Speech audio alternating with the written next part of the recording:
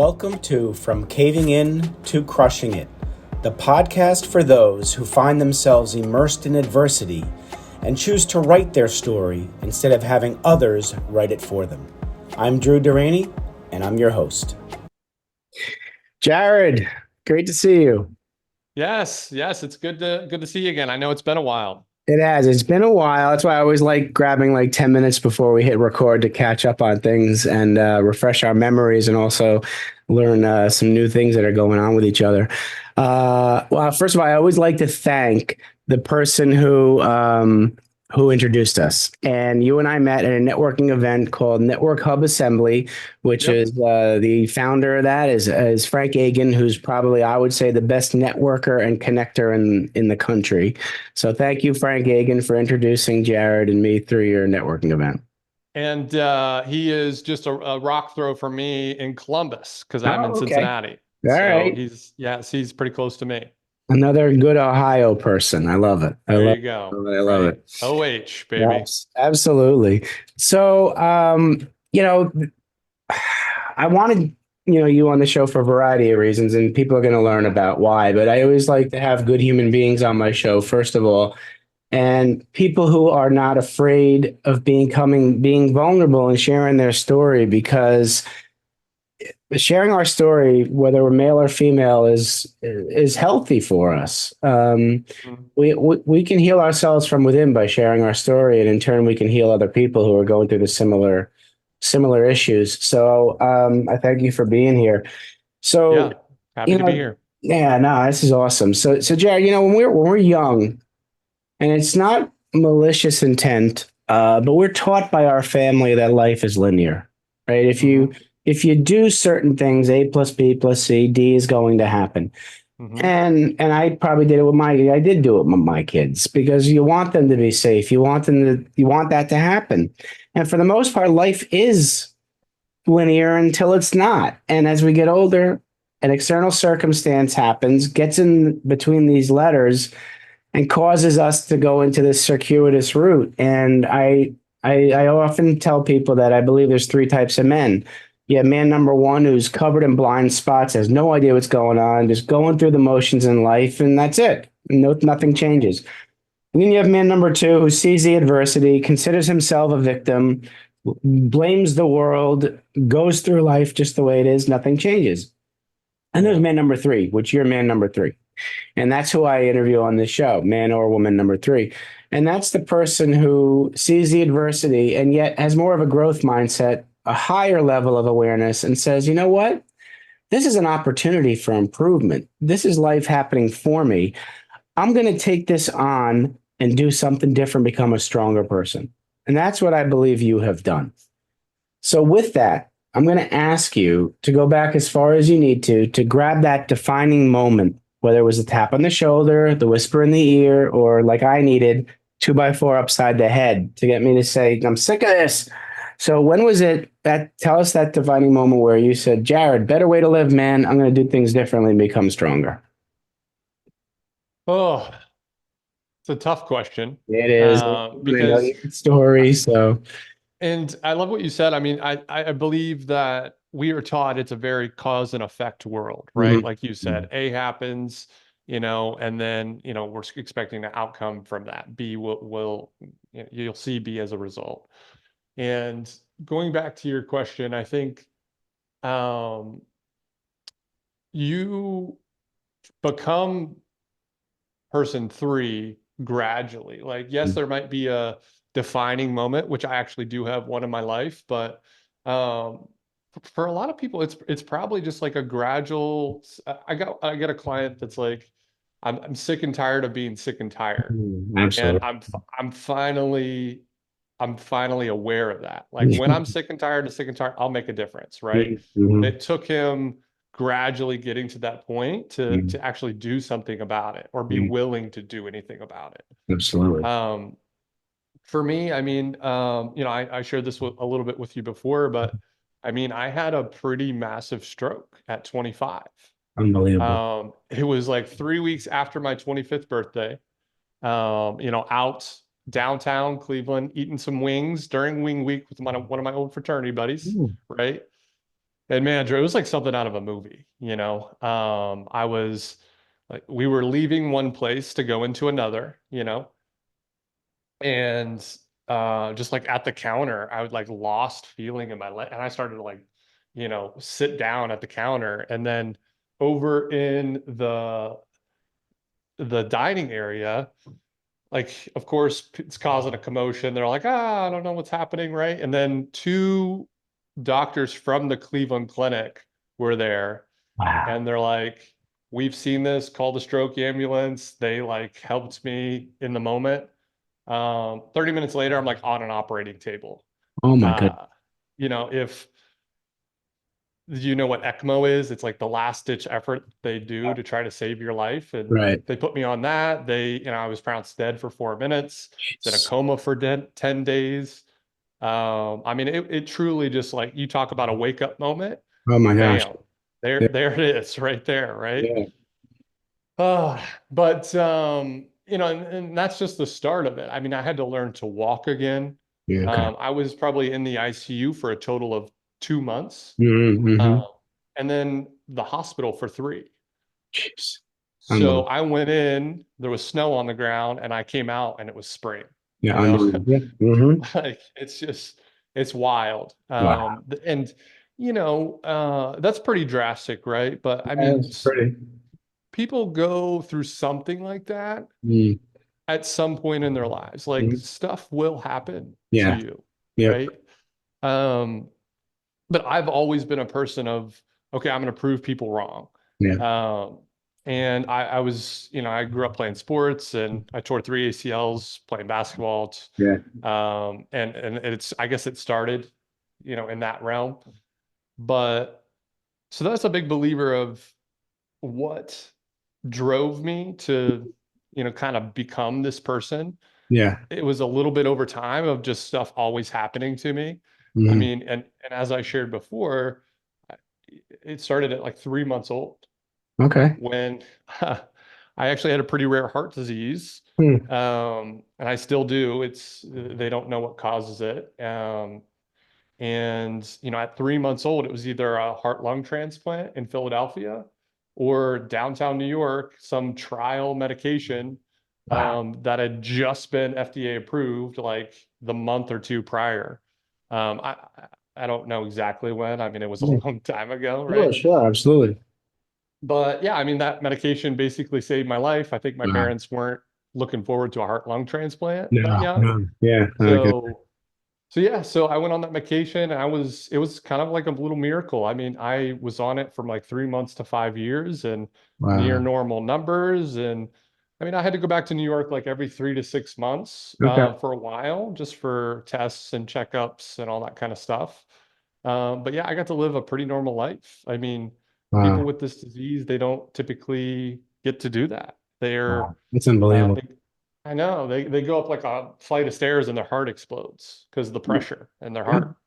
heart. Um, it's tough. So, Yeah. and I Yeah. think for the longest time, Drew, I was like, man, I don't want anyone to know I have this Yeah. disease, to be different. Like, I don't want any of the other Hmm. kids to think I'm different, or, Right. anything like that, right?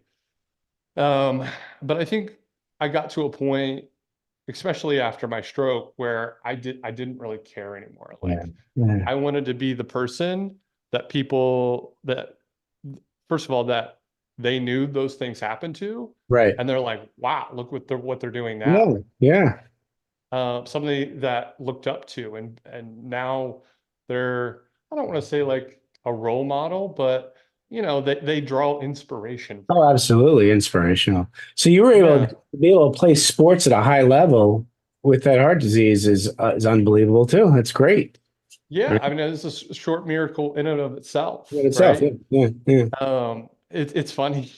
People always ask me, are you a glass half full or half empty type of person? That's a good Right? I'm question. sure. Have you heard that question before? I have, and I understand why they would ask you that. What was your answer? Yeah. So, and I have to give the credit to one of my clients. Yeah. She enlightened to me to this answer, which I'm stealing. I, But the answer is I'm just happy to have a glass, Oh, I like that. right? I like Um, that gratitude there, man. Just yeah. having a glass. I love it. And people, Mm. they truly don't realize what they do have. They're always focused on what they don't, Right. right? Exactly. Yeah. Person number two probably does this all the time, right? Hmm. Hmm. So yeah, if you could kind of shift your mindset and Hmm. unlock that, that's kind Yeah. of like the first step Yeah. Absolutely. into just believing you can, right? Yep. True. Um, I don't know who the quote's by, you might know, but it's like whether you believe you can or you can't, you're right. I have heard that, and it's been attributed to a couple people, but yeah, I like that. It's true. Yeah. It's true. Yeah, so it's like number one, just believe that you can do it. And then, Hmm. okay, now I'm a very problem solution type of Hmm. person. Right. So it's like, okay, if there's a problem, okay, now what? Right. Yeah. I love that now. Um, and then you get to focus on the solution and what you can do about it. Which has probably led to everything that I've been able to do after that. So No, absolutely. I mean, once you're able to learn what you cannot control and you're okay with it, and then tackle what you can control, mhm. it is very helpful to lead a fulfilling life. So, how old are you now?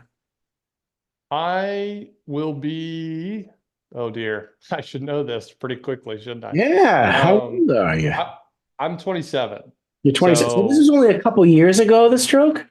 oh yeah. Oh my gosh, it's that. You know what? That's even more unbelievable because, if you hadn't told the story, none of us would know. Yeah. I mean, and honestly, that's my hope from people just seeing me out in the world that Oh, they yeah, have no idea, right? absolutely. Yeah, But I mean, I can't lie, it's been a journey to get of back. I course. mean, Sure. you know, just going back to the gratitude, just like being able to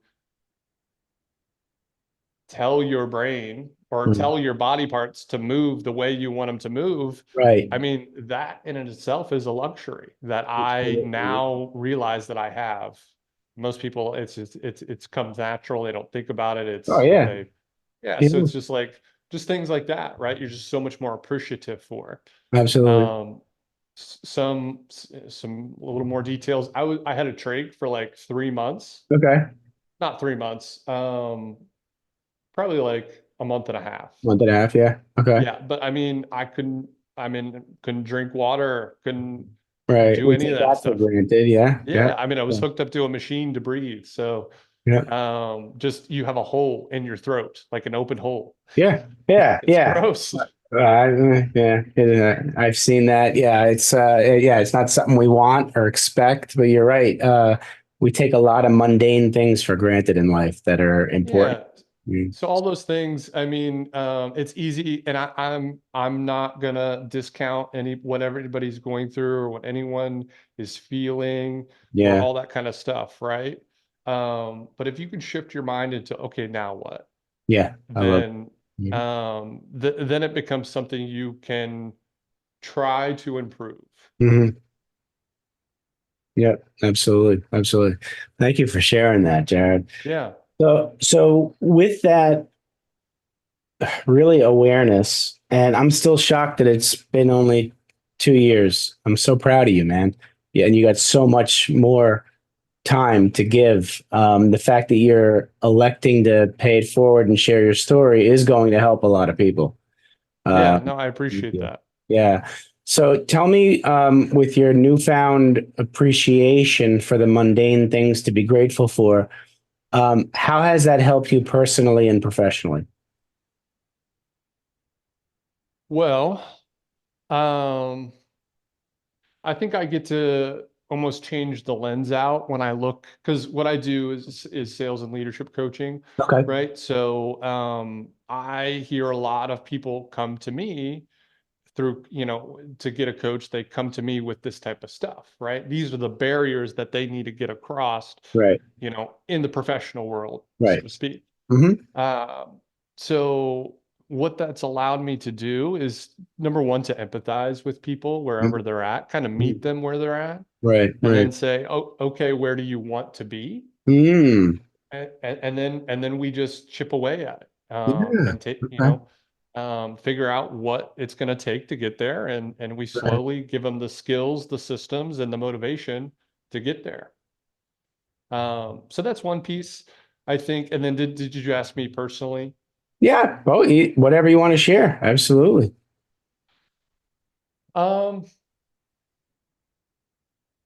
I feel like I've been woken up at a young age, and I'm blessed for that. So, Mm, I'll use the example of people go through a job or a career or, a situation that they hate for a very long time and they just put up with it. mhm. Right. So I'm blessed that I've had that at a younger age, which has allowed me to do to make some changes Mm, that mhm. probably would have taken me being sick and tired of being sick and tired, Yeah. Yeah. before I actually made the leap and done things like that. So Got it. I Got am it. just so Yeah. excited for what's to come What's to and how come? many people I get to help. Yeah.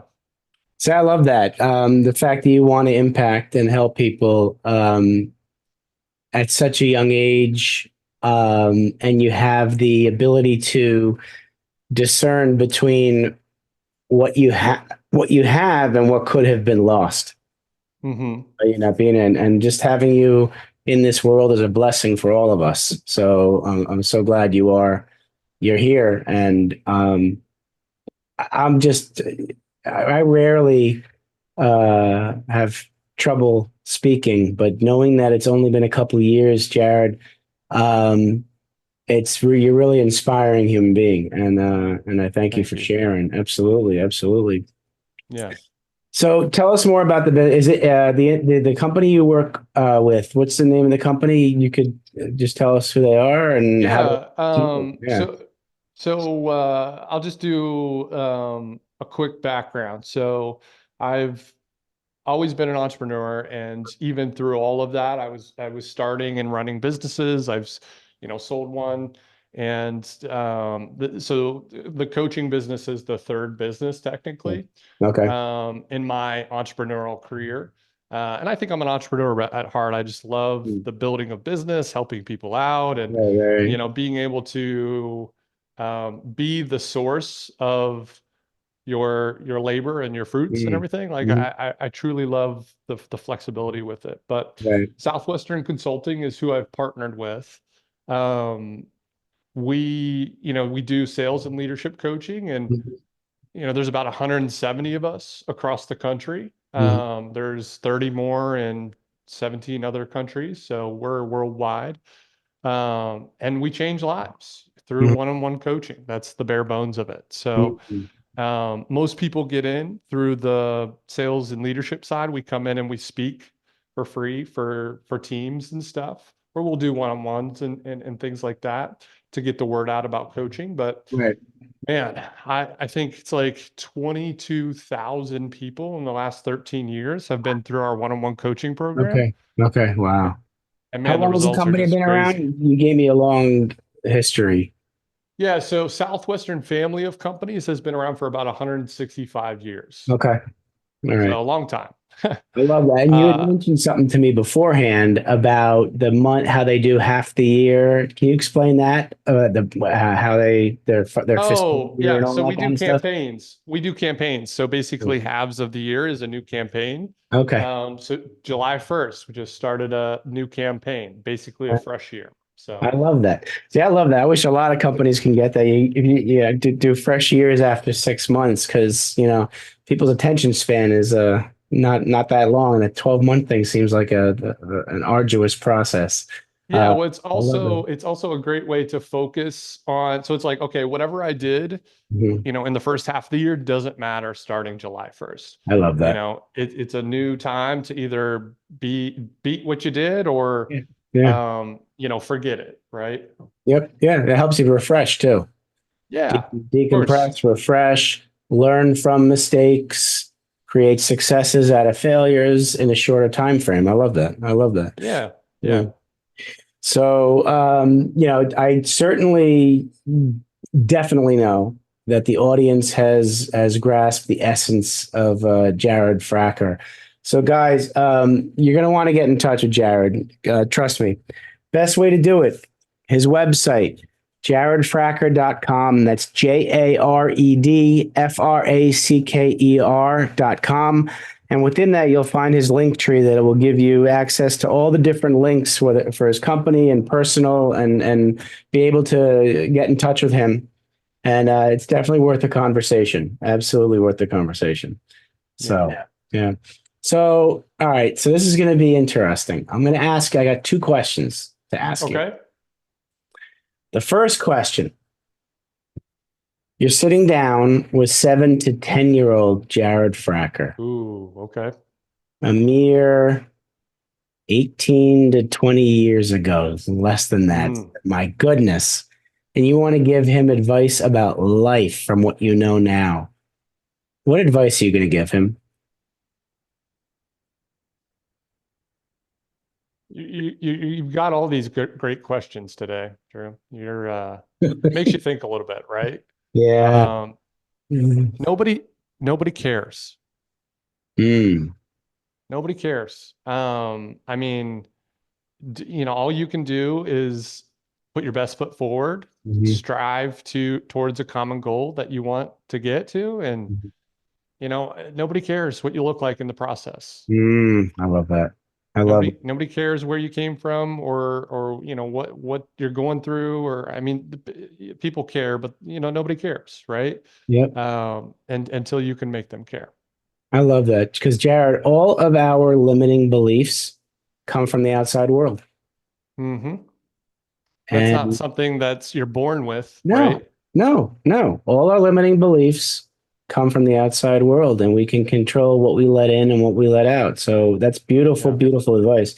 All right, switch hats. Now you're talking to young Jared, the young entrepreneur, young businessman, and you've got some advice on business. What are you going to tell him?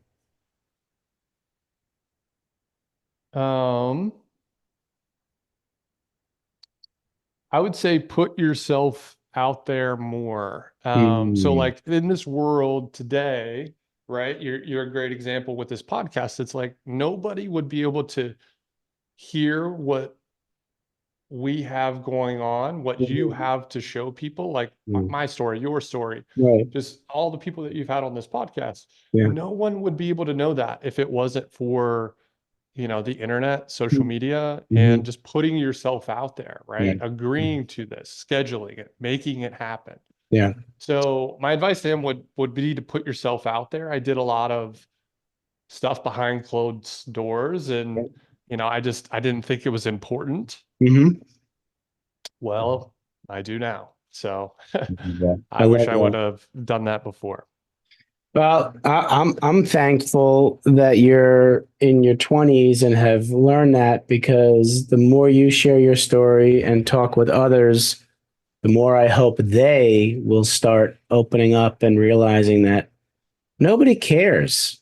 And let's put it, we could even say, like, the people who need to be in your life are the ones who are going to care about being there for you in a positive sense.